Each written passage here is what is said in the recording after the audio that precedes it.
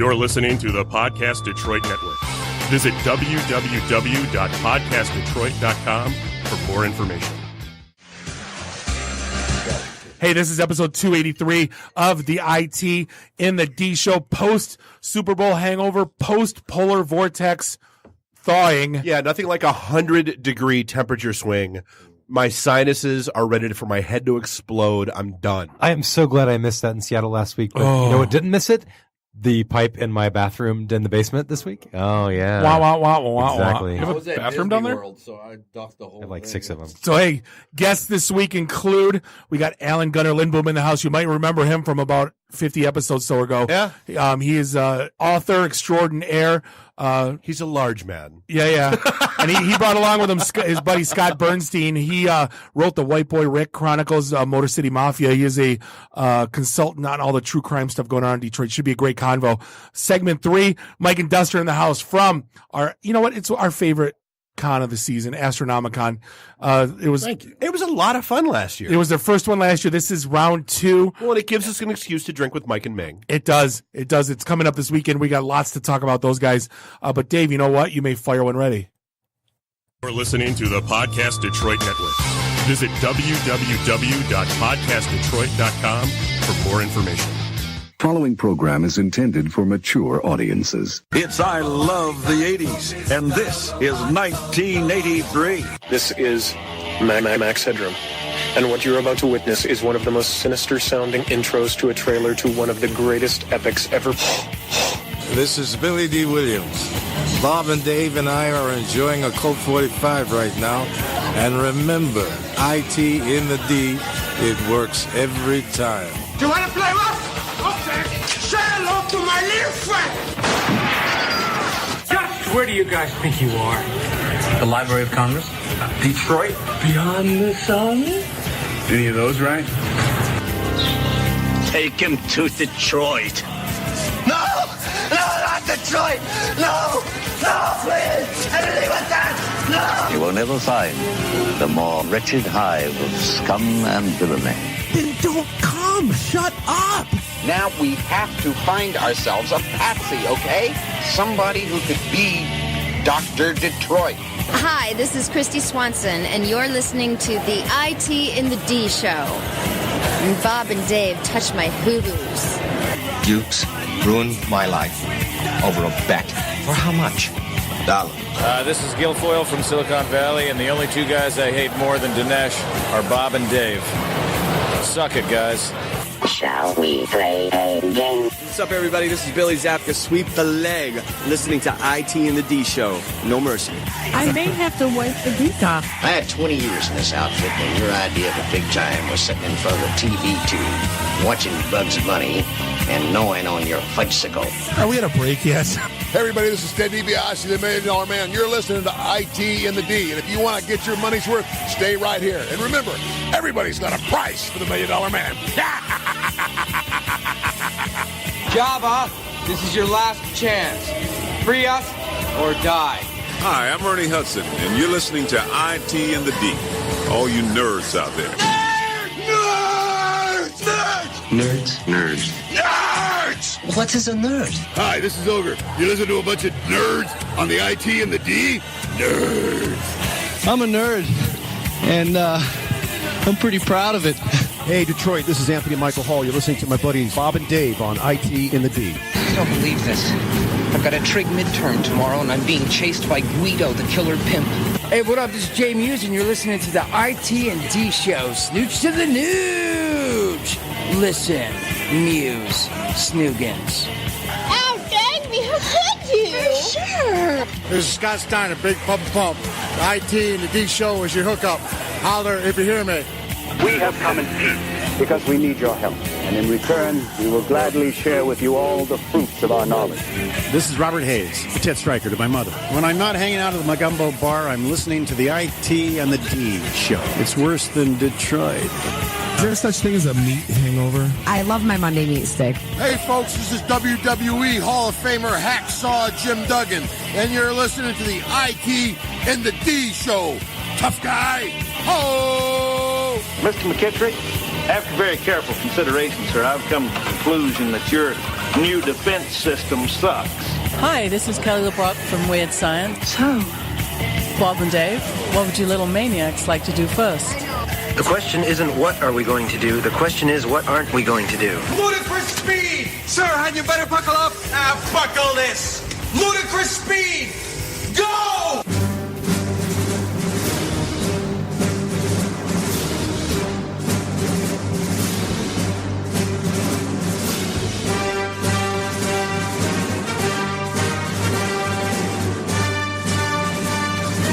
What is up? Thanks for hanging out with us once again. This is the one and only IT in the D show. We are here at episode 283, post Super Bowl, post Polar Vortex, post Las Vegas weekend. That's Bob's wrong plus 267. Yeah. Every time.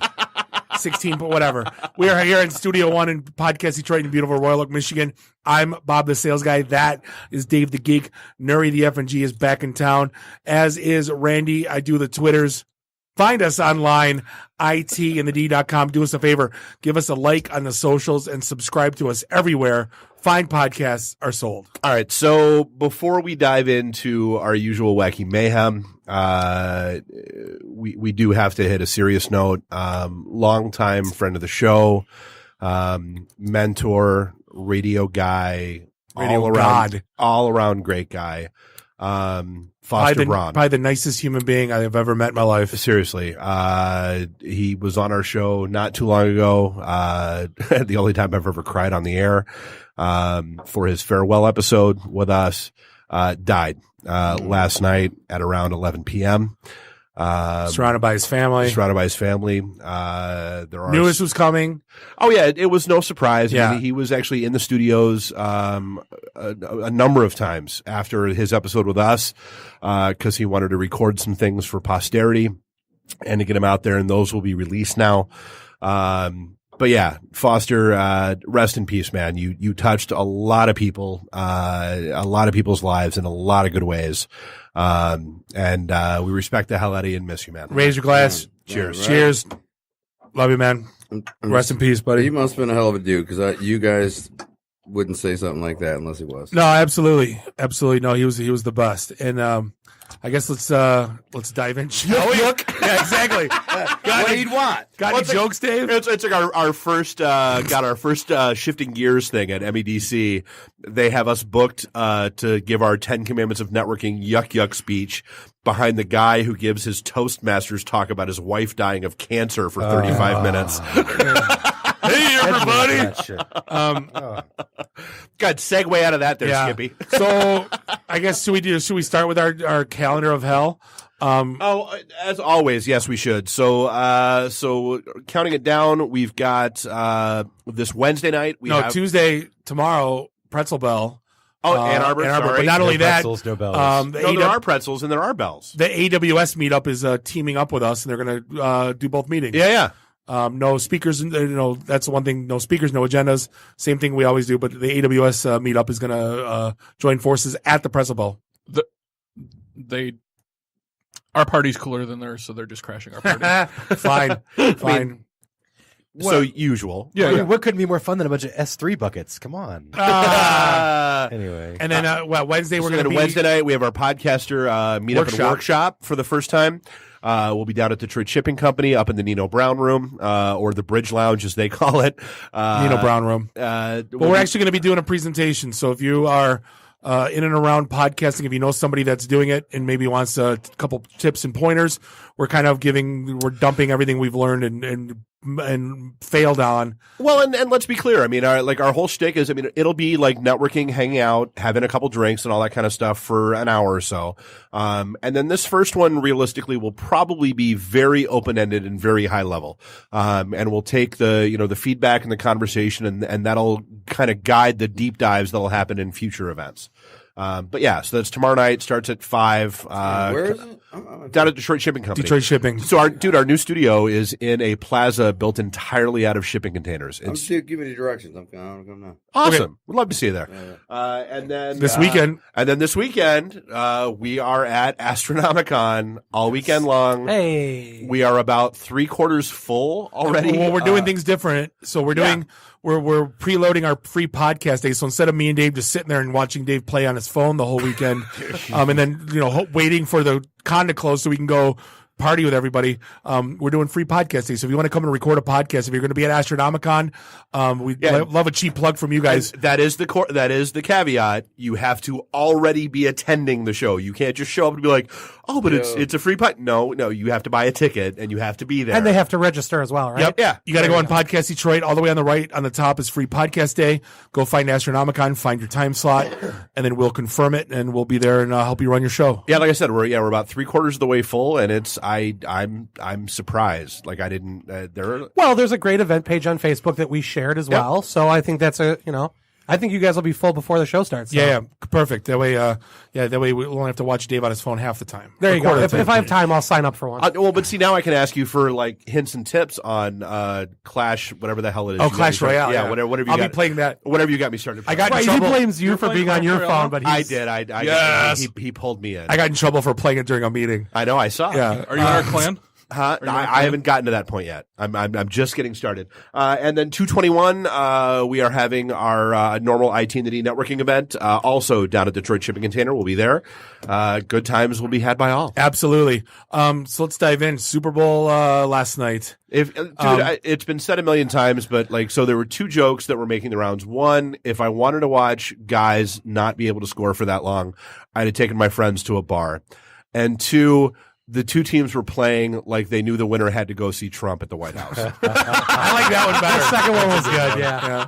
When I got that one right at the end of the fourth quarter, and I spewed my drink out. I'm like, that's hilarious. And the score ended up being Patriots 13, Maroon 5. The Maroons scored more than the Rams. That's funny. So good about that too is I saw a meme today about his shirt. It looked like somebody's Adam Levine for Home Goods. That's what it said because they were holding up a Home Goods pillow and it was exact the same. I saw curtains, pillows, couches, tablecloths. It was But also the SpongeBob communities on Reddit are up in arms because they were supposed to play the whole SpongeBob song, and they played 3 seconds, tease it, and just cut it. SpongeBob community. Number one, and it's up in arms. there's a SpongeBob community. Yeah. There are multiple SpongeBob communities, and they're angry. SpongeBob's been to more Super Bowls than the Lions. Hey, but you know what? They are still undefeated in the Super Bowl for the past 53 years. So hey, you never lose in the Super Bowl if you don't play. If you don't play, but the Dallas Stars ended up playing the SpongeBob performance in whole during their half. In all seriousness, the hockey team? The hockey team, yeah. That game was so boring and lame. I couldn't. Hockey even doesn't watch. have halftime. No, the point of it during the break, they have intermissions. Usually the game's pretty solid and the commercials are so. This year I was like, the game sucked, so I wanted to focus on the commercials. Sucked. You know who the big loser was? Pretty good. No, the big loser. The big loser. This 100%. Was Budweiser. I'm going to explain why. The Game of Thrones crossover. The Game of Thrones crossover was phenomenal. Right, and then the Bud Light one. Yeah. And then they took a deep dive, going, we don't make our beer with corn syrup. And they had 4 ads about corn syrup. I hope not. I didn't even know that was an ingredient. Wait, what? And then the other one is, our beer is wind powered. Wait, what? What happens when there's not windy out? Do we still get beer? It was completely ridiculously stupid on 100 levels. See, for me, the most ridiculously stupid was the Verizon commercial, reminding us about how important first responders are. Right. Meanwhile, they shut off the data for the first responders in California as they were fighting wildfires. We don't forget Verizon. Yeah. Oh, it made me so angry. Scott, what do you think about the Super Bowl?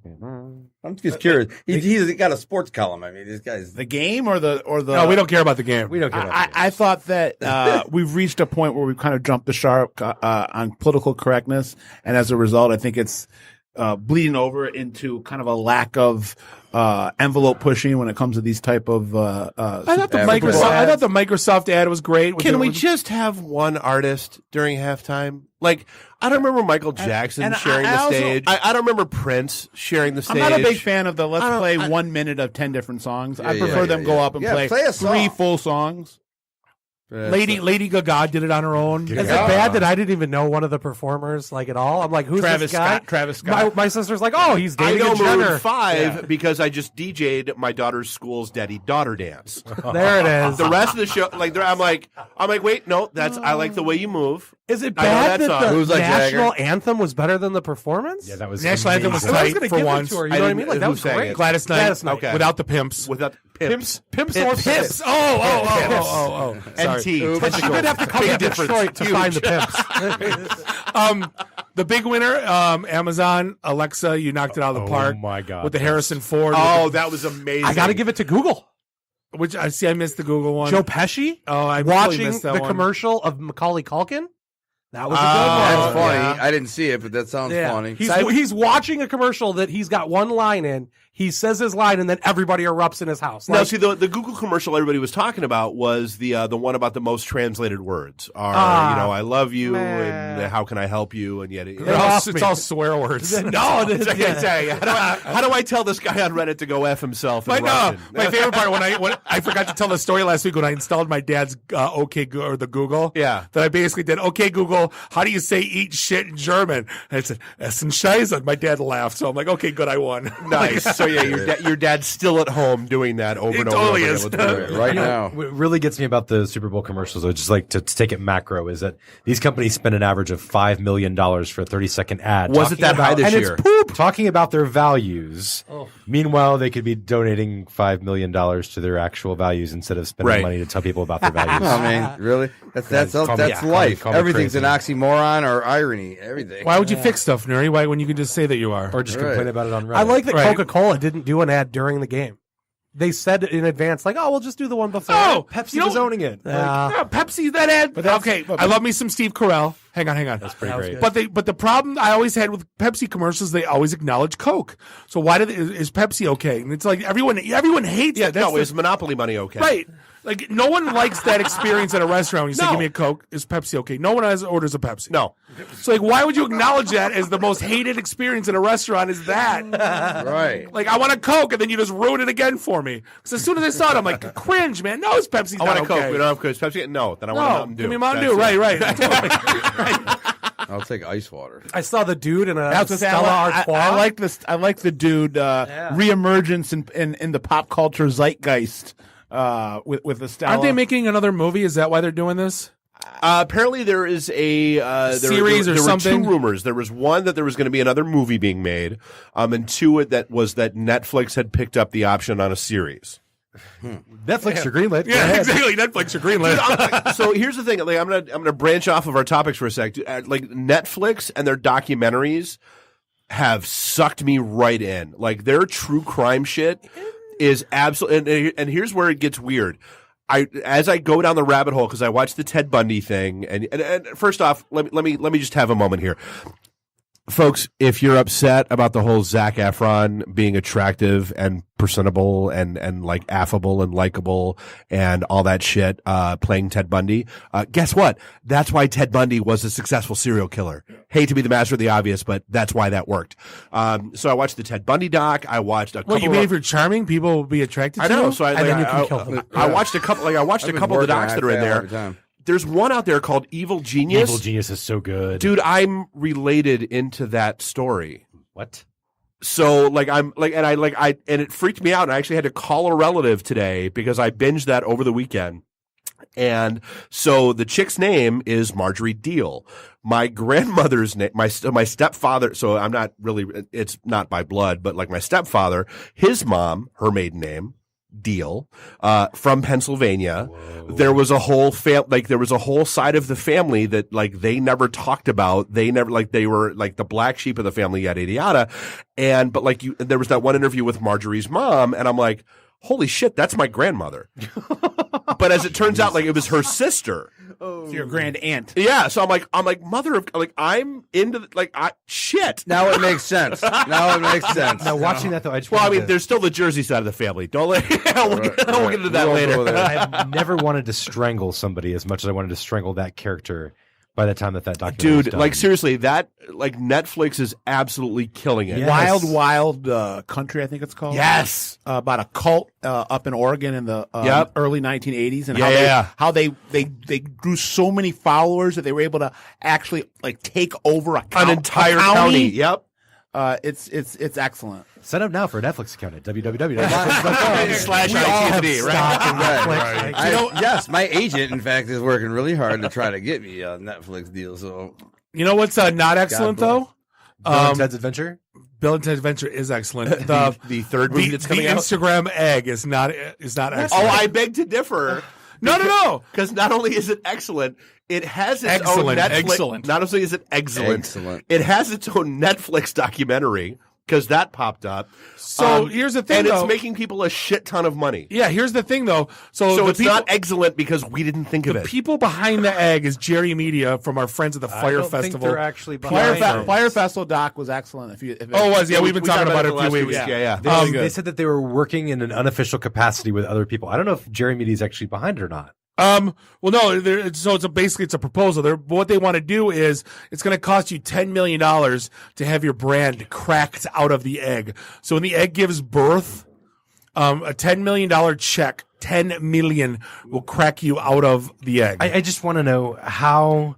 I understand lots of things are really bad in the world, guys, and like it's a really funny and weird place out there. But how the F does an egg picture on Instagram have 9.4 million followers? It's a world record egg. It's a testament to how ridiculously dumbed down our world is. I mean, I don't know. But it's an egg. That's what I'm saying. Like, I mean, you got to be pretty freaking. But it's a buck an impression? Dude, how many people were like posting on Facebook about the stupid freaking pregnant giraffe and all that shit? Dude, like people everybody loves I think I care more about a pregnant giraffe than I do an egg. Yeah, for sure. Dude, we are living in the first 10 minutes of idiocracy right now. For sure. There's not a doubt in my mind. Dumbed down time of a history. Detroit's of own Dax Shepard. Milford's own. Right? Brondo, it's what plants crave. Is world record egg the new $1 million homepage? What? Did $1 million homepage? No, because I mean, did they ever get to $1 million? Oh shit, yeah. Okay. Oh yeah. Does it still exist? No. Oh no, it's not out there anymore. That was a thing. Oh, I know. I remember that being a thing. Oh yeah. But like, wait, you kids today will never remember. But I know. But what I said though, if you do the math, we know what impressions cost. They're charging a buck an impression. An impression for $10 million to get you cracked out of it. And that, and people like us sit and talk about it ad nauseum. Like, right. I don't know what's anyway. Because it's so stupid, people like us talk about it. Again well, that's the plan. That was the reason behind it. So I want to talk about my favorite story of the week because the irony was killing me. So there's I hate ironing too. There's a guy. It's right. Yeah, Alanis Morissette. Shut up. I can tell by that shirt. There's a guy on Pornhub who has started his own channel. There's a bunch of guys on Pornhub. And his name is Ryan Creamer. Right now. How did you learn about this? Three in this room. First time, his name is Ryan Creamer, but he has started a Pornhub channel. Of course it is. Is that his real name? Or no, that's his real name. Sure it is. But but like his entire channel, like it started as he's a stand-up, he does improv and that kind of stuff. He writes for College Humor. His shtick was, hey, here's a video of me tucking you in at night after you have an orgasm. And it's literally like him with a camera, point of view, tucking somebody in. Or, hey, here's me giving you a hug after you feel guilty about what you just jerked off to. And it's him, like, point of view, giving a hug to the camera. So it's like totally clean. There's no sex involved. And it's one of the most popular channels on, what is it, YouPorn? It's a Pornhub. Yeah. Pornhub. Other videos include, your stepbrother, decline your advances. Yes. I'd ride in a taxi and don't have sex with the driver. Or POV forehead all kiss he's doing is compilation. taking the tagline he of totally popular porns to get you to click it. But and it's you're like, amazing, what am I dude. It's watching? hilarious. So he'll be like the third one down. I got caught by 3 of them. I deliver you a pizza and don't put my wiener in it. That's my personal favorite. He had me at wiener. All right. So speaking of wieners, you need a really, really big one to penetrate the new golden butthole on the Hull Road corridor. Dude. We're taking field trips to it during Astronomicon. By the way, Randy, you're going to be our on-site guy. Randy's going to penetrate the golden butthole. We're going to have an on-site. We're going to send you out with the biggest bottle of Astroglide we can find. Wait, hold on. So if you don't know what the hell I'm talking about, the mayor of Sterling Heights commissioned. We just want you to throw meat sticks through it. Commissioned an artist, and basically all it is, it's a $300,000 giant golden circle. Right. The bottom's a little bit wider than the top. Right. As most of them are. So basically it's been dubbed the Macomb County's golden butthole.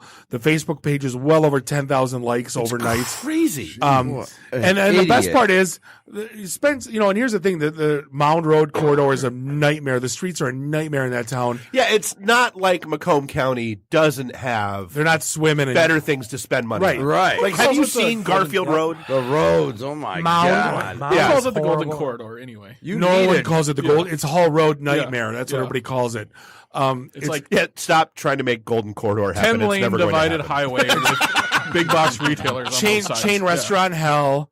It's the worst. So it's the worst. No, and then the funny thing is the mayor, he got called out on it and got destroyed. And he's like, love those memes, keep them coming, love the creativity. And it's like, there's no such thing as bad publicity. He also says he now has tourists in Sterling Heights. Right, I believe that. Everyone's from Michigan. There are no tourists. The best. No, the only good picture I saw. There are sex tourists in Sterling Heights. Funny, when I was growing up, that was actually known as a nice neighborhood and stuff. But it's still not bad. It's decent. But the best is when they superimpose the Joe Louis fist through. Yes. Or the. I'm staying out there. I got to look at Ipsy Water Tower. The Golden Butthole. Which one? The Ipsy Tower. Yeah, looks like a penis. When you're a hammer, Randy. When you're a hammer, everything's a nail. Everything looks like a nail. Yeah, that's funny. I'm gonna have to go take a look. There at was that a bit of a butthole. really weird story this week with Apple and Facebook and Google. And this was a really interesting little drama that unfolded. Thought it was So we talked about Facebook. They had an app called, was it Onavo or something similar to it? Yeah, Onavo. It was basically like an app that you could Onavo. Golden butthole. Stop churching it up. Butthole. Sorry. It's all about the syllabolymphosis. Yes, that is. And basically, they called it Facebook Protect. Like it was a VPN that you could just enable, and it would suck all your traffic out and send it to Facebook so they can analyze it and put ads in it. Well, but that's not how they build it. No, of course not. No, they build it as keep everything safe secure. online. So Facebook then. Oh my God, that's Randy. it right there, Randy. That's not real though. No, the butthole, the butthole is real. The probing, not so much. Right. What is that, like a rocket Welcome to engine or IT and the D, something? where the butthole jokes are made up and the memes don't count. And the points don't matter. Yeah. So basically, this Facebook app got spun out and this became Facebook Research. Yep. Same principle. You install it on your phone. Facebook paid you $20 a month to do so, but Apple would not allow them to do that through their app store. So Facebook was doing this kind of around Apple's policies. Apparently, Google's been doing the same thing. And so once we found out that this was happening, Apple shut down the certificate used by Google for all their developer apps. Yep. So all of the internal Google apps, like the beta versions of all their software, are now blocked. The G-Bus app, the Google Cafeteria app, all those things stopped working this week. Same with Facebook too, because after this is like Chinese to me. So is this some kind of data mining app? Yes. Or something? Oh, absolutely. Yeah, totally. So I'm just trying to figure out what you're talking. No, so Facebook put something out that basically said, hey, here's this, because like VPN. VPN is, hey, keep your data secure. Keep your data like locked down, private, yada, yada, yada. So Facebook put this thing out called Onavo that said, hey, here's our VPN. Keep your shit secure. What they weren't telling everybody is, well, I mean, it's kind of secure. It's sort of like, hey, it's like the FBI coming along and saying, you know what? We're going to give you secure burner phones, but we're going to listen to it. Oh, we're not listening. But we're going to listen to it. Right. So, by the way, so here everything's going to be secure. Use this app. By the way, we can take this no one data will be able to and share listen it in except us. Right. We can share the data and sell it and do whatever. So the shady thing about what Facebook did though was after Apple pulled Onavo from the App Store, then they started offering this as a side load. So in order to install it, you actually had to install a security profile on your phone, granting permission for Facebook to monitor all your apps and data usage and everything. Even worse, Facebook was installing a root certificate so that you could get their encrypted data as well. Yep. And they were paying kids as young as 13 to do so. Well, listen. I know for a fact that like you Google something up or what Google, not Facebook, and then all of a sudden you get ads in Messenger for that product. So no, we've talked about that a million times. Yeah, I'm sure you have. I don't always search for something, but when I do, I'm getting a Facebook ad for it 3 seconds later. I can say it out loud. Something I bought yesterday. I mean, they're listening to That's too. just 'cause you if I accept say it when out it asks for loud, permission. like I need a new tent. Yeah. All of a sudden, like within 4 hours, an ad for tents. Although it never works out the way. Like I never, like we never say, hey, we're running out of Baron Jaeger, and I don't get an ad for Baron Jaeger to have delivered in an hour. Like that never happens. To say it 3 times, like Beetlejuice. Yeah, nice. Baron Jaeger, Baron Jaeger, Baron Jaeger. Jaeger. So Foxconn, what was your take on that? The whole Wisconsin thing. Well, I mean, here we're going to build this thing in Wisconsin. Wisconsin basically opens up their golden butthole and says, "Come on in." Right, and we're going to give you a $4 billion incentive deal, tax break incentive, and they're going to build all their. And then Foxconn's like, "Yeah, no." As it turns out, no. We don't feel like it. Yeah. And then apparently, after speaking with our president in chief this week, they've reversed it. Our president in chief. Now, if you don't know, hold on. If you don't know who Foxconn is, it's a Chinese company. They basically build all your shit. Everything you have pretty much has gone through a Foxconn. Phones, PCs, pretty much they contract manufacture all the electronic stuff. The middleman. No, they're contract manufacturing everything for everyone, but like Samsung and Apple, they all go to Foxconn to get their crap made for cheap. Yeah, like they're the white label producer of all the shit. Well, yeah. The joke, those jokes. Yeah, no, you should. I mean, so we'll see what actually happens in the factory. Like they promised a bunch of manufacturing jobs, and I think they said that that's probably not going to be manufacturing, but it's going to be really high tech kind of R&D type work. So is it really going to help Wisconsin? 80 jobs. Probably not. So Bob, we've had this talk a number of times about you and default passwords. Only for my IoT shit. Don't. So this goes into that. Don't tell me your Have password. you gone through and started putting smart light bulbs in your house yet? No, because I have. Absolutely. Yeah? Okay. Which version do you have? I don't know. You don't know the Philips Hue or? Oh no, they're Philips. They're Philips. Okay, cool. Yeah, I'm because it's his last name. He's like, I'm pretty loyal. But no, so like you've got the problem is that people are just throwing them away without realizing that when you throw them away, your network ID, passwords, all that fun shit are just stored in clear text on this stupid friggin' light bulb. But it's just for the light bulbs, right? The LifeX. It's one particular brand they tore down, which is a really good knockoff of the Philips Hue. Yeah. They're about half the price. So wait a minute. All your stuff is stored in a light bulb. If it's, it's just for the light bulb passwords. No, it's your Wi-Fi password. No, it's your Wi-Fi So network. the light bulb Yeah. can connect here. Oh, I don't like that. Guaranteed somebody's using that for nefarious reasons. Yeah. Guarantee it. But also they stored their RSA Don't turn my lights blue in the house. Please don't, you hacker. But even worse, they stored the RSA private key and Yes, password. that's the issue. He's gonna go home to a rave party one day. I do every time anyway. Like that means now that the encryption that they use to talk back to their hubs or something is now basically wide open. Is wide open. So Absolutely. Just like the golden butthole of Macomb County. Just like the So there's your segue into the break. No, because one guy's got another gaping butthole. It's the company where the guy took his passwords to the grave. And dude, so Canadian cryptocurrency. Only by American cryptocurrency, thank you.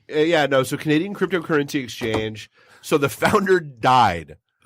And took all his passwords to the grave. Yep. His password. So is it worth? So his wallet is now invalid because no but one it was knows worth why. $250 million. Oh my! At the time of his death, it was $137 million. But I mean, now it's $62 million. Now it's $140 now it's $24 million. Now it's $10 million. Now it's check the blockchain, right? I mean, through. But that's the issue: is nobody can get access. It was a cold record. It was disconnected from the internet. I keep all my stuff in a cold wallet as well. Like no, but it's not like your Chase Bank. You can't call and say forgot password. No, this shit's the gone. Blockchain, the blockchain can be traced. You could be South Park. Kenny died and had the golden ticket to the candy store.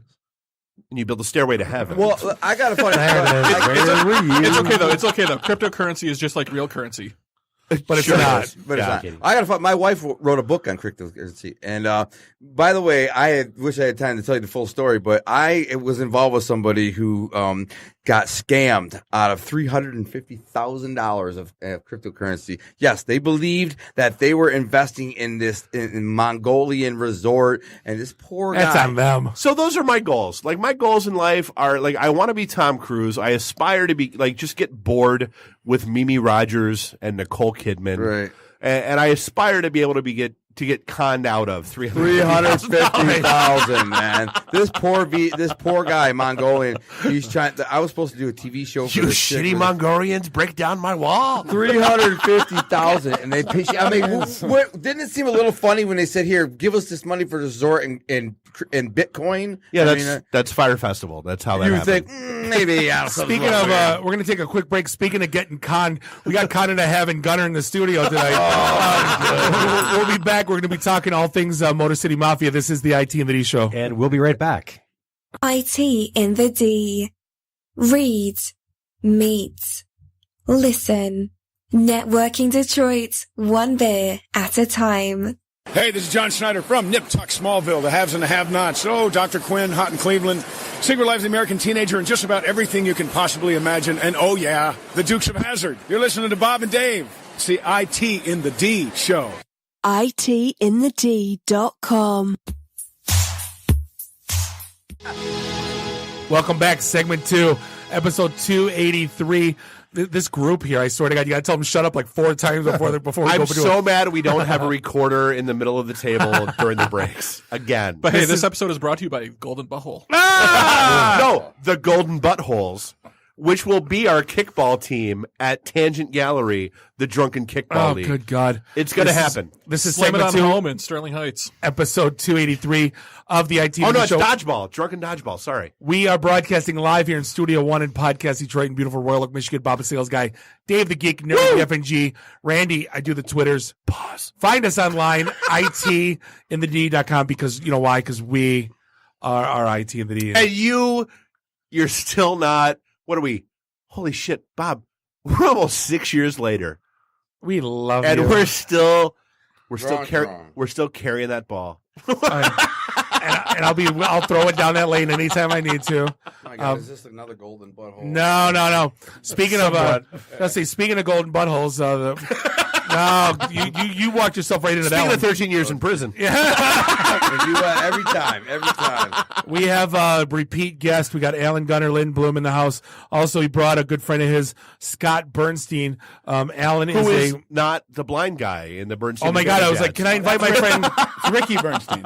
No, he goes, can I invite my friend Scott Bernstein? I go, that's not the blind lawyer guy I almost hit on Cranbrook, is it? That walks in the middle of the street in the morning. Like they spell their name B-E on B. Yeah, whose family doesn't even respect him enough to turn him the right way in the pictures.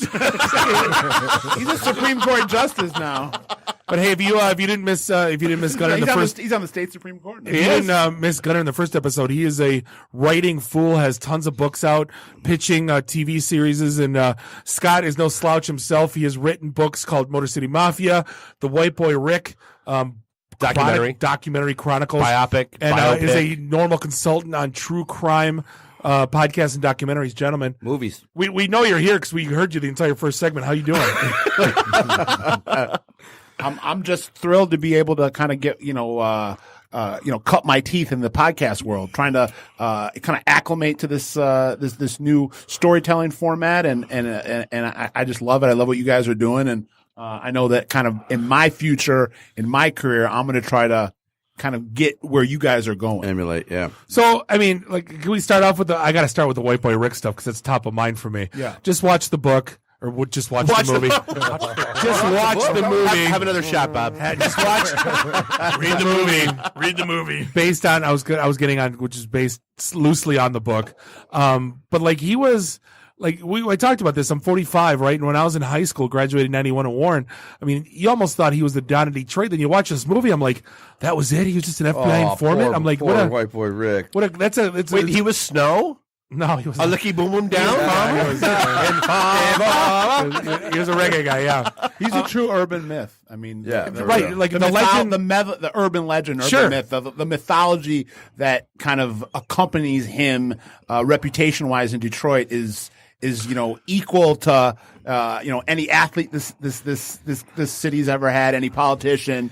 He might not be known. Well, now he is now with the movie and everything. People kind of know who he was, but he was as famous as any politician or athlete or anyone. You knew who he was. It's and he was only 16, 17 years old. I only heard him a couple times. Like I said, I told you the story of how I was in a basement at a party, at Art Derek's party, and I thought it was him. I saw a kid. I was going to knock him out and rob him. Somebody said later on, "Oh, that was White Boy Rick." I'm like, who the hell's White Boy? But I guess in some circles, in some places, everywhere, like you said, I don't think it was some circles. I mean, if you had a television set or you read you read the newspaper. I was 15 years old though. I didn't read the newspaper. Well, I'm just saying, like, he was. Yeah, he was very prominent. Back then, you got your news from Bill Bonds. Yeah, I mean, it was right after that. It was when I started hearing that. But I was 10 years old and I remember it. Right.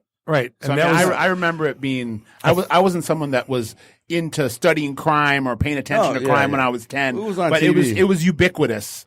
in 1987, 1988. So I mean, living in Detroit. the book that you the point I was getting at early on, the book that you wrote. I mean, was just to clarify? I broke the story at my newspaper, the Oakland Press, back in 2007 about him being an FBI informant. Right. I developed a relationship with him in terms of him feeding me information about his case. I was able to go out and confirm it, get FBI agents, FBI documents. So he was also your informant. Right. Well, he was a source. But the book you wrote, going to the movie, was it accurate and inaccurate?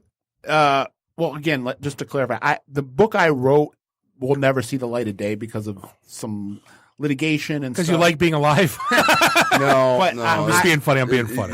I wrote the stories at the newspaper level that the screenwriters from Hollywood came and based their screenwriting on some of the stuff that I wrote, used it as source material. Yeah. Then the film hired me as a consultant for the 3 years of years of development, and then I also executive produced a documentary that's available on all the platforms, streaming platforms now. Got it. Called White so Boy. I mean, Gunner, let's take a huge step back, right? Let's repeat a little stuff you talked about before. You spent 13 years? Sorry, are we taking a huge step back, or are we taking one step forward and then 2 steps back? No, we're not. Opposites don't attract. Okay. 13 years. Yeah. But 13 years, and basically you spent that time kind of writing fiction, fan fiction? Fiction novels. Yeah, I wrote 9 novels. And so, now, are they fiction? Every interview asks me that. I mean, Charlie Langdon asked me that on Fox News. There's little pieces of my life here and there because it's it's about a Detroit mafia family, and there's, but I won't know. Scott may know some of those pieces, but because we're friends, we talk a lot. But the average person wouldn't know. But so many people think, oh, this is your life or whatever. Don Falcone was your grandpa and all this. I'm like, nah, not really. It's just loosely based on certain things that happen. It's much grander, much bigger than my life. Names have been changed to protect the not so. No, that's let me tell you about those though. Like my Lindbloom Chronicles, which is a series of 20 short stories and ongoing about my life before prison. They're true life, true crime. A few names have been changed. Most people are dead. Those are true, been read 2 million times, and they are continue to get 100,000 reads a month. Now, see, I know To Be a King. I don't know that one. Okay, yeah, they're the Lindbloom Chronicles. To Be a King is my novels, a series. By the way, everybody's calling it the next Godfather, and I love hearing that because it's the next Godfather. But the Lindbloom Chronicles, this is where it gets interesting. A producer has just recently reached out to me and wants to produce my Lindbloom Chronicles, these short stories, into a pilot. And the way they're doing it is this is unbelievable. I was telling you in the green room out there, is that mine? Because I want that. So you know what? You can have that one. Thank you. It's yes.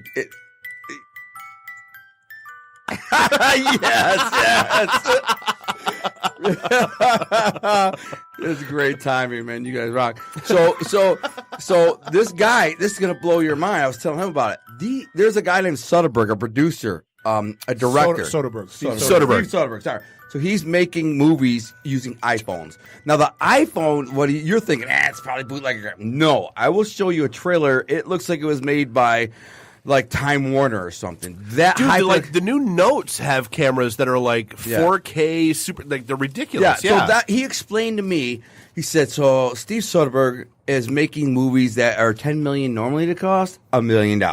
Nobody's applied it to TV. This guy's made 100 movies. He reaches out to me and he says, hey, man, listen, my production partner got a hold of your Lindbloom Chronicles, read all 20 of them. He sent them to me, said, this is our guy. I read 7, and by the time I got to episode 7, he said, I agreed. So we are going to produce your Lindbloom Chronicles, make a pilot out of them, and use this format with these iPhones. And the production value is unbelievable. It's incredible. You look at it, it's if only Scott had known how avant-garde he was. Right. Well, yeah. I mean, so I'm looking at this. Sorry, inside joke. He sent me a pilot for this Soderbergh dude. He says, a trailer, and he says, look at this. This is it. I'm like, there's no freaking way that's an iPhone. Well, they put special lenses on, right? And they, of course, they use lighting and sound equipment and all this stuff. The difference is the studio cameras that cost $250,000, they're now using a $800 iPhone, and they can have 6 of them, and they can make a movie, and that would take 3 months and a week. We just built a video studio. Studio cameras don't cost $200,000. No, but I'm talking like the kind these cameras, the big giant ones. or the red ones. The movies. Yeah. I'm talking like Disney and Time Warner use and stuff. So it's like $250,000 cameras, and they cost to even rent them it's like $40,000 a day. Oh yeah. So it's ridiculous. He said, but we can make this. So here's what he tells me. He says, I want to take it, make a 50-minute pilot, and you probably know more about this than me. He said there's a sweet spot about 18 to 25 minutes. People have an attention span. So he said Netflix, Hulu, all these different networks. They're making these little mini episodes that last like about 18 to 22 minutes. People have become addicted to them. Oh yeah, your typical like Netflix, Hulu series is like the episodes are about 20 odd minutes long. That's what he said. So that's the sweet spot. That's what we want to do. 2 to 3 of your Lindbloom Chronicles. And this is where it gets awesome. He comes up with the idea. Says we want to start with you in prison, and then you're at your desk, writing in a notepad. And then your bunkie asks you something, and then you kind of defer, start telling a story from your past, and then it flashes back in time. Sorry, to my bunkie. Bunkie, yeah. Oh, sorry, yeah. That cellmate. Okay, bunkie. So you always, so when he said, so I turn around like this, and I tell him a story, and it flashes back in time to, let's say, my first chronicle where I tell this funny story. It's like the never-ending story with Fred Savage. Wait, there's a dragon? But it's in jail. Great movie, right? I'm surprised you didn't know that term because you had read the entire Bunky Brewster. So he wants to say. So it also opens up to where I can be in prison. So obviously there's breaks in the story after I tell the story. What the audience is going to think is what I'm writing down is what the story that I'm telling these guys. Right. But by like season 5 or 6, we were planning that far ahead. The audience suddenly learns that I'm not writing down stories that I'm telling him. I'm writing novels that I'm writing. The novels that I now today have become a novelist that you'll see produced in the future. But I'll have all kinds of the prison inside stuff too. The gang wars and all the crap that, golden buttholes, all this stuff. Hey! So anyway, that's pretty cool. These guys are going to do it. I asked him yesterday when I was in Florida a couple days ago. I said, "Are we going through with this?" He said, "Yeah, we're going through with this." I said, nice. Man. So I have some friends that are pretty kind of big actors in New York and stuff. And I asked them, like Paul Borghese, he's been in like 100 movies. He's an amazing actor. He's incredible. He's a friend of mine. I said, "Would you play my uncle in this part? Because a major piece." He says, "Yeah, I'd do it. In fact, I've been reading your chronicles." And he said, just yesterday, he said, I'd like to direct it because this life, I've lived kind of that angle. And when I grew up in the Bronx, I'd like to direct it. I'm like, dude, hell yeah. Cause he's a big name and he's a big guy and the budget's going to be not millions of dollars. You know what I mean? So we're going to make $100,000 pilot for $20,000 in the tens of thousands of dollars. Yes. Tens of thousands. I mean, whatever the child, you could have a reality show that costs $1 million an episode. That's the beauty of reality TV. It's the production costs are lower. That right. That's what I'm saying. So this guy using this format this is where it gets cool. He says, I'm going to use you and your stories as the template for my future productions. Meaning I'm going to use your pilot, and bring it to studios and networks and everyone, production companies say, look what I did. It's the same thing Steve Soderbergh did for making movies. I could do for TV. Well, so and that's what's going on right now. Is okay. You have this pilot shot, and now the whole process is all right. Let's shop this around. Yeah, that's how it works. Yeah, and see who bites. Yeah, and I have a reality show this summer that's actually called Off the Cuffs. That coincides with my podcast that I'm doing called Off the Cuffs, where I interview all these celebrities and stuff. I've already got like 10 lined up, but Off the Cuffs. If only you knew someone with studios that could help you with that. I know, right? Not in Northern Michigan, though. I live in Northern Michigan. We're not building a studio in Northern Michigan. We're not building a studio. He's going to take in here, and we're going to Skype in. He's going to be my partner on this. So, but I'm going to be in the Upper Peninsula off the grid for 6 months with my wife, living out in the wilderness.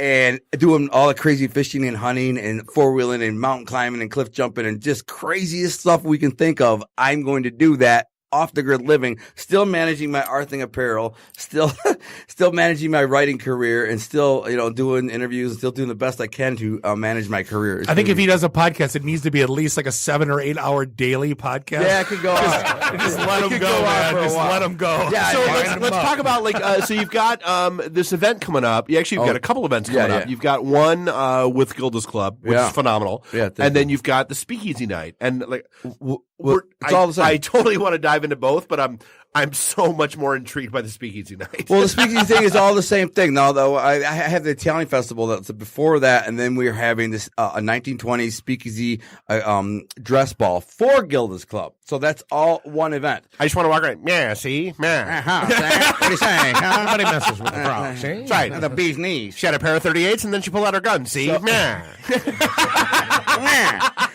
So that's what that is. So yeah, for Gilda's Club, which is a cancer foundation, it's super cool. If you don't know what that is, look it up, Google it. They do so much good work. Oh they man, really, they're really amazing. do. They're amazing. They provide support to the families of No, cancer like victims. it's not just Gilda Radner. I mean, and it's the like they her provide and Gene Wilder. Yeah, they started provide, that. and he still funds. Well, we did, but they provide Foundation. cash for treatments. People that don't know who yes. Gilda Radner is. I'm hoping people in your audience know who she is. But Absolutely. for the love of God, millennials. She's like Original OG. She's the godmother of sketch comedy, and she grew up in Detroit. Went to the University of Liggett. Went to the University of Michigan before she. See, I had no idea she went to Liggett. And the CEO of the Gilda's Club, I'm totally cool with. I'm out there thinking, man, please work with me here. And then I said, I know my past is checkered. I know you Google me up, you're gonna find interviews. Yeah, your past is not checkered. Your past is chest. Yeah, it's straight to chest. Checkmate. You know what I'm saying? It is check. And so I'm like, when you Google me up, you get stuff on Gangster Report and Gangsters Inc. and National Crime. I'm like, just don't read that stuff. Or what I've tried to say, I've used my past to propel my present. And you know what she tells me? She says, well, I'll tell you what. I believe in second chances, and I got to tell you, The Sopranos is my favorite show ever. I was like, yes. So I was like, you're gonna love my book. So we came to agreement. I would do this event, and they gave me a contract. Today I reached out to them. They're super cool. Chef Bobby Nera. Chef Bobby's going to be the caterer. Love Bobby. He's been here before. Yeah, he's amazing chef, amazing guy. He's a friend of mine. I've known him since I was like 14 years old. Super cool dude. Really? Like, oh yeah, I've known him all my life. We love Bobby. There's things I like his dad was friends with some of my friends. Yeah. And, so shut up. Oh my God, you know who that was? That was Dennis Lombardi from The Sopranos. I just hung up on him. Oh, nice. Why didn't I just answer that? Oh my God, I just hung up on Dennis Lombardi from The Sopranos. Is that Louis Lombardi? I mean, Louis. Yeah, it's Louis Lombardi from The Sopranos. I just hung up on. Oh man, jeez, I'm feeling. He was just calling to promote his event. No, right. In a couple months. I have an interview. I'm setting up an interview with him. I said, call me. He said, I'll call you tomorrow. I'm setting up an interview for my podcast. He said, I'll call you tomorrow. I just hung up on Louis Lombardi. He played the FBI agent. Makes for a great story. Not really. That's a bad. He played the FBI agent that flipped Big Pussy. Yep. Oh, that's freaking ridiculous. I'm sorry, Louis. If you're on there, I will promise I'll call you back.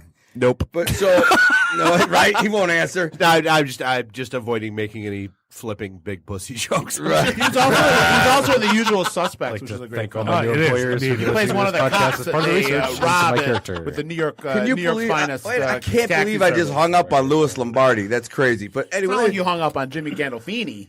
Well, I'm just saying he ain't around though. So I was saying so. Yeah. So Dave, anyway, back to the Gilda's Club. Yeah. So So I'm having this event to support their cause. And when is it? It's September 27th. So you can go to ourthingapparel.com and we have tickets for the event. Also a raffle for $10. You can win 2 VIP passes and a $300 swag bag that includes a tracksuit, jacked hats, all kinds of stuff, and support this cause. So you dress up 1920s, wear your brim hat, your fedora, your zoot suit. Dude, I'm not gonna lie. I have been looking, Bob. We've had this talk on the show before. I've been looking for an excuse to have a tailor make me a zoot. Do it for a long time. Now you have an excuse. Yellow? No, for real. Like, that's.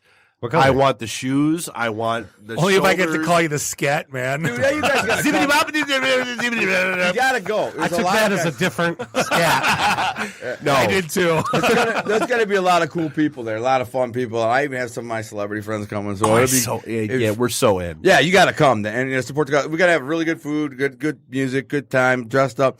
And it's in Burt's Theater Warehouse in the Eastern Market, which is a classic spot that's perfect for a speakeasy. Absolutely. It feels like when you walk in there, like this is the place you'd have a speakeasy. Yeah, It's love that place. Yeah, it's beautiful. It'll be banging. We'll have a great time. So I have plenty of time for more. And by the way, Luciano's Restaurant is my first sponsor. Today I went and met with them, and they are going to be sponsoring the event. If you don't know what Luciano's Restaurant is, it's really probably... That's where the Italians eat in Macomb County. Yeah, exactly. I'm just throwing that out there. It is the best, most authentic Italian food. That's the old one. In the entire county. And really, in all of Metro Detroit, you won't find better Italian food, real Italian food than there. So the guy's great. And in the parking lot of Luciano's back in 1991, the FBI ended up bugging Nove Toco's car. Well, that's where it was? Yep. And that bug in that car brought down the whole hierarchy of the Detroit Mafia in 1996. It all started at the parking lot of Luciano's 18 restaurant. in Garfield, right? 17 Garfield. That's why I like Scott Bernstein. The type of crap he knows more stuff about this my family than I do. Yeah. It's crazy.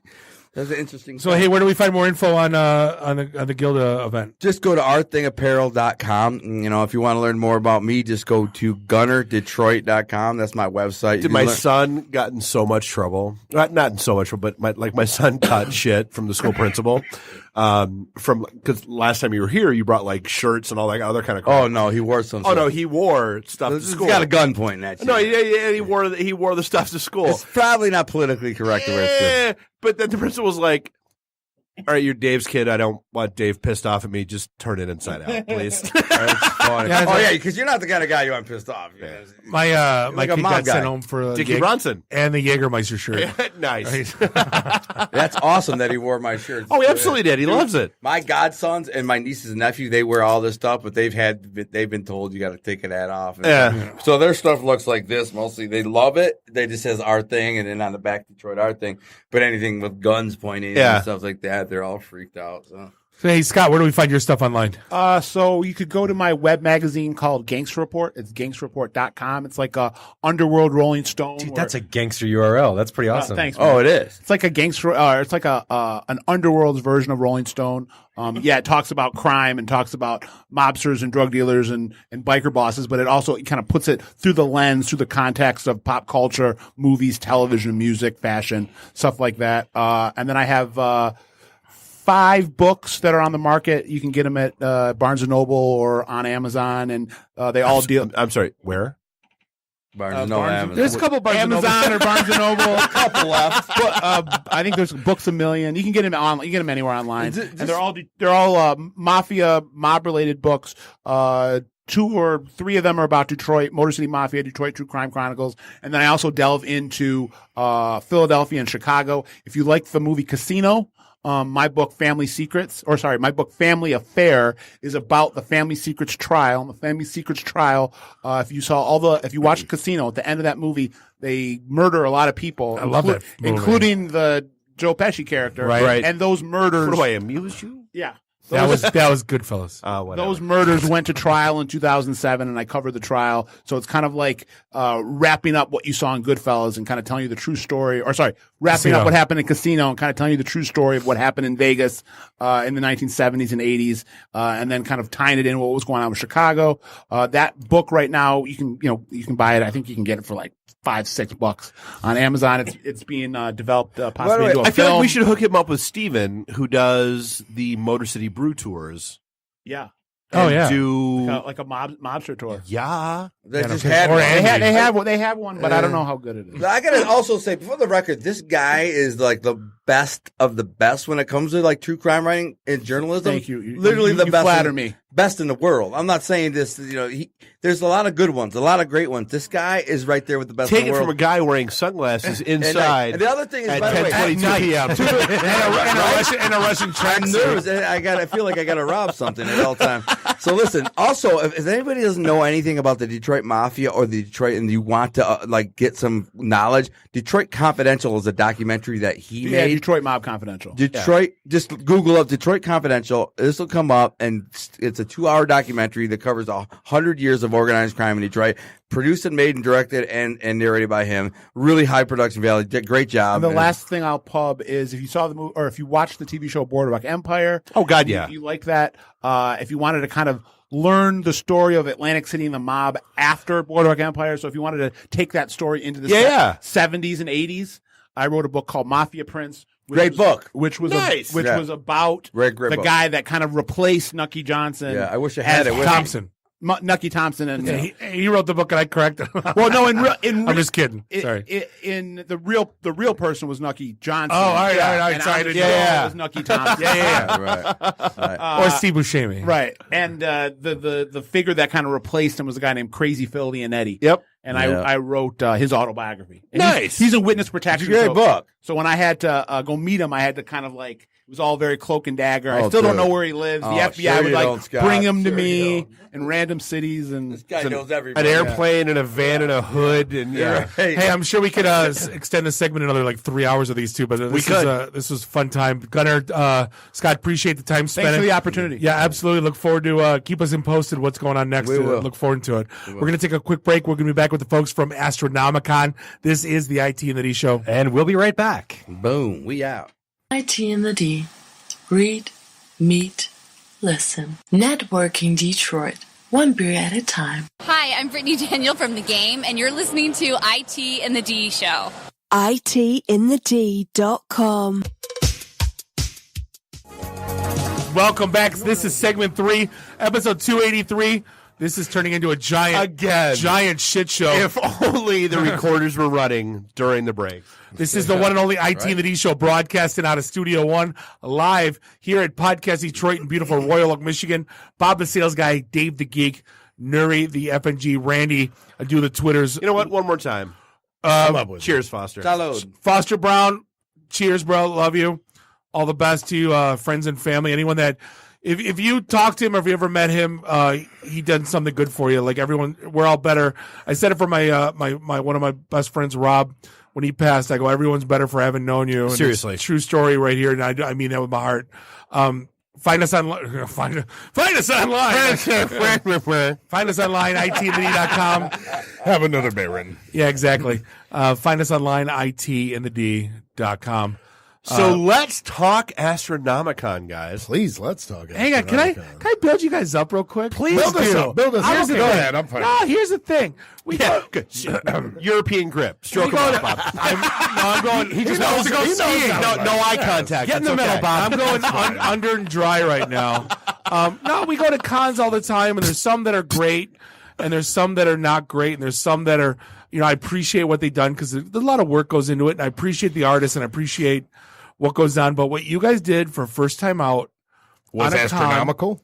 No, I'm not astronomical. I'm not using a bad pun. Hit the dinger. But what you got a ding. I'm giving you guys a little butter for what you guys did for first time con.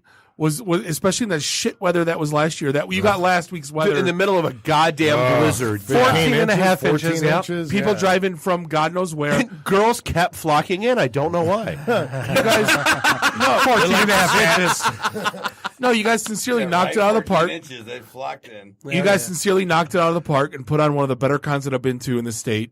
And you're back to do it again, and I appreciate you guys being here. Well, and more to the point, I mean, it's not your typical con. Like, we did probably 15, 20 cons last year, and it's usually, like, we see the same vendors, we see the same people, we see, like, it's all, like, high fives and handshakes and all that shit. You guys put on a different con, like, a different kind of con that had a lot of different vendors that I don't see at other cons. It's a Connor's Con.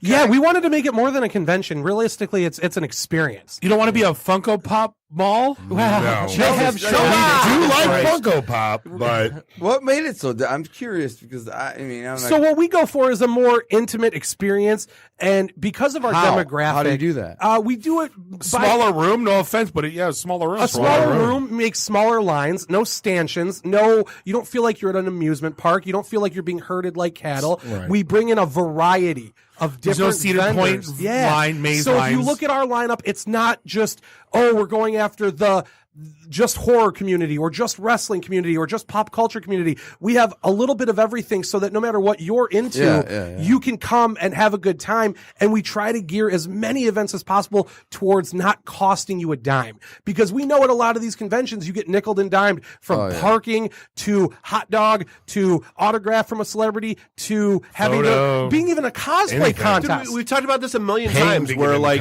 it used to be back in the day, you could walk into a con $200 with $200, and you'd be set. And you're At good. ours, you And you would 100% get, can. and you would get 5 autographs, and a toy, a bag or of something toys else you wanted, and pay for your admission. And that's another thing we look forward to is we as fans, vendors, we've done it all at a convention. So we look at the worst parts of every convention we go to and try to implement change in what we can. So you're not paying $100 to meet your favorite celebrity for a 30-second photo. Because I've seen you guys at almost damn near every con around the and I didn't know if area. you're, We're con goers. And I didn't know if you were doing it out of being fanboys or figuring out what's wrong. All of the above. All of it. And realistically, not Demographic research. Yeah, 100%. He knows. Yeah, but realistically, we do that for a number of reasons because I feel like you guys see us enough to be like, man, these guys are doing something different that every other convention doesn't do. And you did. So That's you why facilitated all this stuff yourself, like you organize it. You have a team, or is it how many? You're looking at the team. You're looking at the That's team. pretty amazing. That's amazing. I know because I run a company and I do all this stuff. And just to do something like that, it's impressive. That's It is, impressive. and again, It's you a say lot we of won't work. go to a lot of cons. Like in the last Yeah, year, but you're successful, man. I've Hell been yeah. to Hats off. thank you, Washington D.C. for a convention.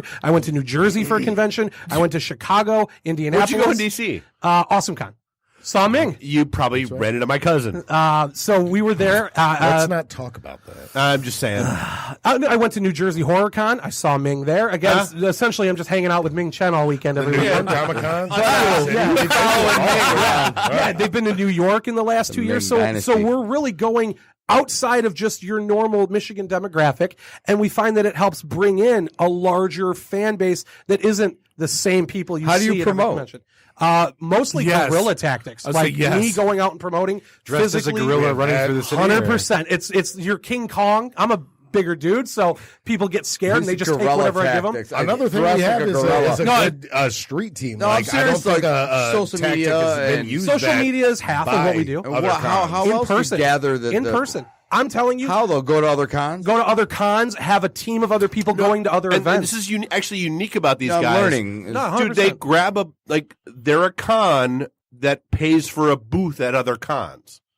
Which a lot of people just to don't promote do. our these cons That's smart. and give free stuff away just so people stop by the booth. What are you doing? Oh, spin the wheel. Spin you the can wheel's win something free. But Spin the while I wheel, have make you, a deal. I'm gonna tell you about our my convention. con. Yep. Can I ask? Did you make money? Yes, the first year we were profitable. And here's what I which is appreciate. amazing for No, and here's That's what I, amazing for a Can I be first-year honest? con. Here's what I appreciate about you two is that you do that. You buy the booth and you do it inherently. There's way too many times Dave and I are sitting at a booth and someone walks up to us and puts a stack of cards on our table and said, "Can you promote this for us?" Without asking, without talking. That's inappropriate. And it is. No, it is. It's more organic the way they do. We would never do that. I like what you We're guys gonna are go doing. talk to people. We're And gonna we make don't just friends. do hang out with you conventions. guys. What we do is we look at the demographics that we bring to the table and we go to those events. I pay for seats at a WWE event so that I can go meet WWE fans to bring them to what I've got going on. When I'm sitting in my chair watching Seth Rollins and I'm holding my flyers that have gold dust. And then somebody comes and over and someone's makes you like, take "Whoa, off what's your that?" 100%. Astronomicon shirt. No, they didn't. We're not all AWE. I wouldn't do that anyway. They This could come guy, over to he's me all holding they up the want. Astronomicon. I got the belt, the jersey guess- on. I'm in there. You're Let's talk about paying me. this is this weekend. Like 100%. let's talk This about weekend. some of the You look guests like you a got 8th, booked. 9th, and 10th. Yep. So this Friday, Saturday, and Sunday, you can look forward to seeing a plethora of celebrities. This is vendors, a artists. plethora. Hold on. What I'm a grown. Hold on. I'm a grown man. I've been watching movies and wrestling and horror and pop culture since I've been a kid. This is the lineup of all, like almost like I very curated good- this lineup. Again, you can be into anything. So That's what He we're literally for. shot me a text and said, "How do we blackmail these guys to get access to whoever we want?" so if you're into horror, we've got some amazing celebrities coming. We have Sid Haig, Bill Moseley from Rob Zombies. Yep. 3 from Hell. And they're most gonna recently. dress. You got And Linda they're- Blair from The Exorcist. Yeah, they're going to dress in Right, costume yeah. for pro photo ops too. Right. Yeah, from House of a Thousand Corpses, you get Captain Spaulding and Otis. Like Kirkwood. last year, the highlight of my trip was Papa Shango in costume. 100%. Oh, you were such Who a else happy does camper. that? You were Dust such is a gonna happy be there. camper. In full costume and makeup. And he choked me, and I got a picture. Dude, that I got that photo. photo, too. Yeah. All I know is he said he'd been listening to pop culture and all this stuff since he was a kid, but he didn't watch The Godfather until he was 40. You forced him. So you missed out on some stuff. I'm a kraut, man. I didn't watch It's highs and lows. No, I'm a kraut. A lot of lows. Yeah, right. I'm a kraut. We watch Sound of Music. We don't watch. Right? That's funny. That's a whole nother podcast, right? So yeah, we've got wrestling. So Goldust is coming out. Scott Hall is coming back. The Boogeyman is coming. Scott Steiner's You know coming what Scott back. Hall did to me last year? What? Did he pick at you? The bathroom. Me and Eric Gutierrez. Turn the light on? This was the best. I was with him. Yes. Me and Eric Gutierrez are peeing, and Scott Hall just left peeing, and he looks at he goes, "Hey, yo, you two gonna have a dark match," and he turns the light on. Fuck That's yeah, what he did. That is him. He's a fun guy to have. Where around. else does that happen? That's all I want to say. And we were like, we had to turn on our flashlights on our cell phones. Debo from Friday will be there. Tiny Lister, Zeus. Zeus. Hand me your gold chain. There's also no holds barred. Oh, yeah. Oh, yeah. WWF Superstar. Give me your Zeus. gold chains and your podcast. That's what's going to happen. Smoking Craig. What you got on my 40, Craig? Right. Smoking Craig. Give me your gold chain. My bicycle. Listen, his famous line is, "What you got on my 40, Craig?" And he grabs my bike. And then if you like pop culture, like we do have Bam Margera, Dee Snider. For real, Bam Margera? For real, Bam Margera. He is alive. Dee Snider going to take it? Good. He's shut up, Dave. No, we're not going to take it. He is not going to take it. Thank you. We're not going to take it anymore. No, Edward Furlong and James DeBello from Detroit Rock City. Terminator. Edward Furlong is Terminator 2. Thank you. I plug Detroit a little. That movie was not filmed here. American History X, that's another one that he was in. To me, that's his best acting, by the way. Best acting, yeah. We have both of the actors from Paranormal Activity, and it's the 10-year anniversary of their movie. So Right? that's They kind of don't awesome. do cons like that. They've never done one together. So it's kind of So cool. this is the first that they're How'd you get No, up? but hold on. up. Let me go Because back. we're real quick. Astronomicon, my friend. Let me go back. Dee Snider, that's like rock god. Like, Oh, he absolutely and like is. to downplay that he's gonna be here. He's never been here for like anything. That I'm alone impressed is by you guys. That's all I'm saying. I I'm appreciate hard that. to impress. That's So not I'm a thing I that just had Louis happens. Lombardi called me on the phone. You Like guys- Scott that's Steiner, Ronald like Lombardi. Jake the Snake, they've been here. Dee Snider, I don't think he's ever Bam been here. Margera. Bam Margera's never. No, never been He to doesn't Michigan do for it. He's anything. the Jason I Mewes just this year. assumed- I think so. I just Yeah. assumed he had overdosed on drugs somewhere and died. No, So he's obviously- just we out of know. rehab, actually. So we do. We Good for know him. Mike and Ming are coming in. They're Oh, both absolutely. coming in. Yep. Because And Brian that's Johnson was incredible. also well, signed they're on. recording here Thursday afternoon. Right. Of course. So yeah, no. Last year we had Brian Johnson and Ming, and to us, Ming will forever be the Well, he's a quintessential local guest. boy. Ming is Astronomicon homie for life. He should will be. Yeah, he do will forever everything. be invited. Like he's included in with Ann them. Arbor. Like that's where he Yeah. grew up. That's U of M graduate. Yeah. And Yeah. he's like probably honestly when we talk One about of the best people I know. sweethearts of all Absolutely. Yeah, I'm is. sorry. Jesus. It's three. Oh, Him and his and you know, we usually and expect the it show's to be out me. Friday. Everybody come see us last Too week. many edits. Too many edits. We had a great show. Yeah, no. So Ming is great, and we're bringing Mike this time. Last year we had Brian Johnson. He wanted to come this year. Mike was sad last year. No, Zapsik was butthurt. He was bitter. I know. He was butthurt. and bitter. So I met Ming at a Walker Stalker convention, and I was like, Yeah. "Oh, you're from Detroit. I'm a fan of the show." You know, again, it's just a cool thing. And so when we decided to do this a couple of years later, I'm like, "We need him." He was amazing for just to have a conversation with. He was the first show we signed to Podcast Detroit. Oh, really? We met him at the Gibraltar Trade Center con, whatever the hell that was called. Fantasticon. When they were That's still where we doing met their Mike show. Zapsik. Ever did. And that's when Yeah. I did karaoke. I did Flash Gordon with Ming. Oh God, I'd love to. And see then that. He sang Flash Gordon to a guy named Ming. It was amazing. to Ming! and then seems a bit Tiny from Walking Dead sang Sweet transvestite from Transylvania to kick the night off. in a bar called Dickweeds. I don't know where this story's going. Right now, I'm just kidding. This is when we first met Ming. Okay. Well, It's a Ming story. It happens. I would say so. Well, the first time you met him was when he came for Astronomicon, and you guys did a podcast together immediately. I want to We did go do to a this podcast. event of yours. Ashtrays and All I'm action saying, like, figures. would It's anybody this week- care to meet me? Because I It's want this to be there. weekend. Like, Yeah, it's this weekend. It's this weekend. Yeah, Sterling come on Heights. out. Friday, Saturday, Sterling Sunday. Heights, are we doing a tour of the what would Golden they Butthole? think of a freaking Yeah, you can take a field trip. It's a ex-mob straight guy shot. slash We should rent we should get super party someone to bus. rent a I didn't party give a crap bus about me. and do a tour to go see the Golden Butthole and throw meat sticks through it. Or just run through it. I just want to throw meat sticks through the golden butthole. Penetrate the golden butthole. Javelins. Right through. But I mean, let's be honest. The whole point of this, I mean, the biggest draw here was Twisted. Am I wrong? No, they're not. They're not the biggest draw. They are a draw. They are as big a draw as any of the other celebrities that were bringing to town. What I saw last year was there was like the big majority of the crowd. The difference between Twisted and a lot of the other celebrities that we're bringing to town is that they don't charge their fans for photos or autographs. They also do as many events as they can possibly fit into a day. I believe they have 3 photo ops, 3 panels, script reads. They have They're participating in all the trivia. I saw the schedule get released, and I saw an open hour. So, like, if you wanted a podcasting panel, half hour. There's an open half hour. I'm pretty sure we had could to do that. leave that in case something ran It's the late. overflow. Yes. I'm pretty sure we could fill that. Okay. Okay. It's the golden butthole. Only up to Butthole. Everybody bring your meat sticks. Golden butthole discussion hour.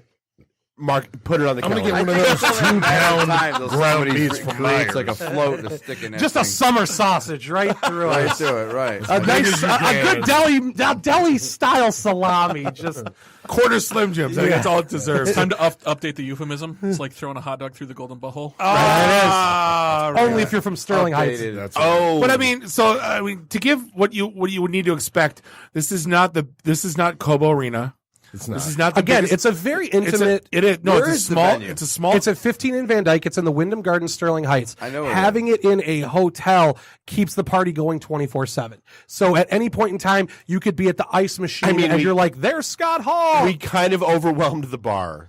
I'm not going to lie. They weren't ready for us. They weren't ready. Last year we overwhelmed the banquet bar. hall they have there. Yeah, we take up all 26,000 square feet of their convention center, and we go upstairs and we'll take that up as well. I mean, even last year, we're sitting there telling the guy where to eat good pizza, and it turns out, and it's Michael Myers. So like the Michael Myers, Tony Moran. Yeah, Tony Moran. So like the next day we see him, he goes, "What are you guys doing?" I go, "What are you doing? You're Michael Myers." 100%. Never asked. We didn't know, and that's the kind of experience that we want you to have when you come to Astronomicon. So again, you can come in with $25 in your pocket and feel like you're as important and getting as much out of it as somebody who walks in with $200, because there's free play video games. There's a free cosplay contest. Podcast Detroit sponsors the cosplay contest, which gives away $500 to the winner. So that's phenomenal. Hey, if the Mecha Godzilla guy, there's like 4 people, they show up, they're automatically banned. Up 20 minutes before the cosplay contest. That's the only time they show up. They're not there all weekend long. You see them every day. They show up 20 minutes before the cosplay contest, trying to win the cosplay then they leave. contest. You get one a no, quarter, but Dave. Here's the thing: we see them at every con, and they do the same thing. Like, that's fine, they're there, but they ain't winning our contest. I'll tell you that right now. I will. Well, and our Cosplay Confidential show that's on the network, like, would love to like judge it, do a live remote, and like hang out and play. Yeah, come on I out. don't see anything wrong with that. Yeah, that show's big at Yomicon. They're all cosplayers, professional. That's amazing. Whatever. One of them just got hired by friggin' Disney. Oh, that's awesome. Are they a princess? No, she's not. Like, Okay. She's a witch. She's like she is Medusa. No, she's like, dude, like the what is it? The Gwen Spider-Man thing. Oh, Spider-Gwen. Yeah. That's awesome. Okay. Gwen Stacy. Yeah. Gwen Stacy. That's awesome. Very nice. That's cool. Yeah. So again, you can come to Astronomicon. We're a once-a-year event. We are Detroit natives putting on an event convention in Detroit. And again, bringing people back to Detroit. That's something that we really enjoy doing. This year we have Scott Steiner and we have Ming coming back to Detroit. Last year, Kevin Nash, Eric Bischoff, Carla Harvey of the Butcher Babies, and Ming were our Detroit people that we brought back last year. We already got a drop from Scott Steiner. Like, I don't know what else to do. Like, I want him to do math for us. No. I want him to do podcast listener math. Him cutting a promo with a fan is the coolest thing I've ever seen. Oh no, we want him to do the Scott Steiner math. Like, I'm gonna write the script. We'll have him do podcast listener math. Good luck to you, gentlemen. He is he's the wild. 66% of your podcast listeners are on iTunes, and then 55%. Oh, yeah, I'm totally. You're already over. That's gonna cost you like $500. That doesn't count. Jeez. So yeah, we just have a lot to offer, and it's something fun, and we're just trying to let people know we exist, and it's just trying to grow organically. Dude, and it was such a fun. How do we get freaking time last year? Zeus and Scott Steiner and Goldust to the bar, like to any bar? Bob, it's us. I'm sure it'll happen. I mean, they'll be there. they want nothing to do with us. I don't want to be a part of any of that. Lies. He's not a drinker. I'll be there with you guys. I'm just saying. Maybe I should have someone from TMZ on One of my site, favorite 'cause I don't know stories. how that's going to work out. You know Dirk Benedict, right? He was famous. Absolutely. So Dirk Benedict said Motor City Comic Con. These are the years when Motor City Comic Con was kind of low. And Dirk Benedict had the longest line at Motor City Comic Con. This is pre them having any big names, right? This is 0102. I was still DJing at the Post Bar Novi. And no, this is probably 04, 05. And so we ask him, I go, Mr. Benedict, and he's telling us stories, man. This guy is brilliant. And I go, I'm DJing across the way at the Post Bar Novi. And I go, I'd love to have you there. And he looks at me, he stops signing, and he goes, do they have single malt scotch? and his hand like kind of shook, like almost like he just had a small release, like oh. So then he goes, I'm in this room at the DoubleTree. I go, I'll send over a driver. And then I told the manager, and I go, hey, dude, Faceman's coming. And all of a sudden it's like midnight, and he goes, Faceman in here. And I go, oh, I forgot, because I'm spinning music, and I call his room, and I go, all of a sudden you hear, blah, blah, oh! I'm like, dude, Face, it's DJ Bob Post Bar. He goes, click. I go, you woke him up. Yeah, Face ain't coming. Face ain't coming. Damn, Face is out. Whereas I took him to City Club. That was my dude, man, in the A-Team. I would have loved that. I mean, that would have. He was great, and he hasn't been back since. I just saw him in Chicago. He did a convention. Detroit, he's never coming back. Maybe we'll get him next year. No, he is hands down one of the coolest guys I have ever sat down and just bullshitted with. Absolutely. Dirk's a great guy. Well, those are the guys that like being here. You get people that don't like being here, and we can talk about that offline. Then you get people that really like being here, and that's it's cool. And I can say, thankfully, last year in doing all of this, everyone really enjoyed themselves. All the guests that we had out, everyone really enjoyed. The fact that I could not believe, and I was shocked that Bischoff and Brother Love and Booker T and those guys came over to our booth and interviewed our wrestling podcasts and were cool and engaged, and were like, Booker T cried at a panel at our convention and then talked about it for a month afterwards. I could not believe how nice that guy was. He was so moved by a fan in the crowd that he was brought to tears. I couldn't believe how nice he was. Great guy. Like, you don't expect that. Like, when these people come to these things and they're like, God, hopefully our convention is where they come to expect. But if you look at like 15 and Van Dyke, they're like, then they roll their eyes and they're like, what did I get myself into? But like, this is honestly one of my favorite cons. It's not what you are. Thank you. That's a huge compliment. For any kind of con. No, because this is a different con. This is an out of the world experience con. It's more than just a comic con. No, but it's why I liked indie wrestling more than WWE. Right, because it's more like you're there's trying an accessibility. To feel like you're actually hanging out. An experience. Yeah. No, rather than a con, I'm actually hanging out. I'm going to say it again. It feels more to me like an indie wrestling show than going to a WWE event. Absolutely. Because like the guys are signing. Right. We just want to be the next AEW, man. Oh, that's all we're trying to do. On that note, get the hell out of my studio. Well, we got a Rhodes coming. It's going to be Young Bucks Super Kick Party. Wrestling. Tell me if we didn't bring the Young Bucks, you wouldn't be like, wow. No, I wouldn't. No, we already booked them. How many tonight? Hey, Astronomicon comes in. We're a family-friendly event. We find you online, Astronomicon on Facebook. Yep, all the social medias are Astronomicon in some way, shape, or form. And it's not spelled weird. It's Astronomicon. Astronomicon. One word, ASTRONOMICON. Astronomicon.com. I let him do that. I can do that. I would fumble that all day. Well, podcast. Dave and I are going to be there all weekend. Definitely come find us. Free podcast day. If you want to record something, I don't care who you are. We're like 3/4 full. So if you want to play, sign up now. It's all 3 days. It's all 3 days. Yeah, you can get a slot any day during the convention. I thought this up because I'm sick of watching him play on his phone. I the whole wish weekend. I was here. This weekend, you invented free podcast. I totally next year we got dates already listed. Free comic books. It was you. It was totally. It was absolutely. Well, I had you on social media. You take credit for all the crowd. I hate everything about you. I'll leave it. I'll comment. You know what I'm saying? I'll do anything you need. Mike, Dustin, honestly, big fans of what you guys are doing. I appreciate you. Thank you. Thank you for having us. I like the way you guys go about your business too. Like coming to other cons. I like paying the for way you tables. move. All right. It's the way you make me feel right now. Not only you drink all my mad props for your hustle, guys. Thank you. I really and honestly, Dave, it's the way you make me feel. the way you turned me on. Oh my God, he got moves like that. Keep going with Let's this. keep going. Not only do you All right, the next 45 minutes is just that. Not only do you drink our free booze, but we give you butter too. So I mean, all night long.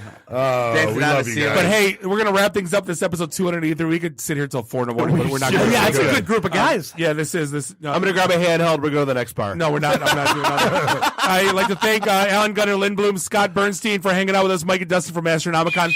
On behalf of Bob, Dave, Nuri, and Randy, do us all a favor. Drink up your drinks. Get your phone numbers. You don't got to go home. You just got to get the hell out of here. See you next week. Drive careful. Beat it. See ya. Yeah. Goodbye. The emergency destruct system is now activated. Conan, what is best in life? To crush your enemies, see them driven before you, and to hear the lamentation of their women. Long live Flash. You've saved your Earth. Have a nice day. I have come here to chew bubblegum and kick ass. And I'm all out of bubblegum. Nice shooting, son. What's your name? Murphy. Make the run. The run. Game over, man. Game over. It's over, Johnny. It's over. Nothing is over. Nothing. You just don't turn it off. I can't say no, and I don't really want to, so. Well, especially with the back doors open. Yo! Hold up! Time out! Time out! Y'all take a chill. You need to cool that shit out. And that's the double truth. Ruth. Bob loves it in the camp. I hope this was as much fun for you as it was for me. That's why I like it in the can. Joe, own the truth.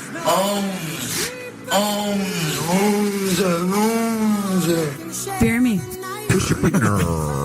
My job is to make sure this program is morally upright and cultural and wholesome.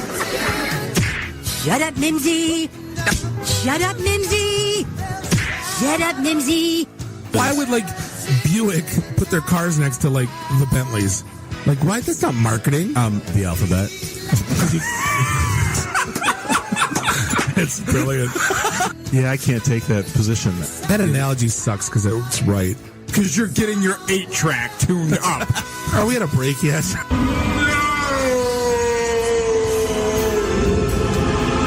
Yeah, so now I'm just doing stupid stuff to make me laugh. Venture capital is not the end game. When are we going to talk about me? Jane, you ignorant slut. It's my show. I can say what I want. Kiss my ass, go home, unplug, get off the goddamn internet. You are everything that is wrong with the internet right now. You're so white right now. I'm the whitest guy in the room. Just explain it to me. I love this city. I was banging on the wang. Really? Should we talk about this? Tag team it. Should I keep going or should I stop? Can I just say, it's been great being on a show that talks about Mickey Rooney dying for 20 seconds and then poop for 10 minutes.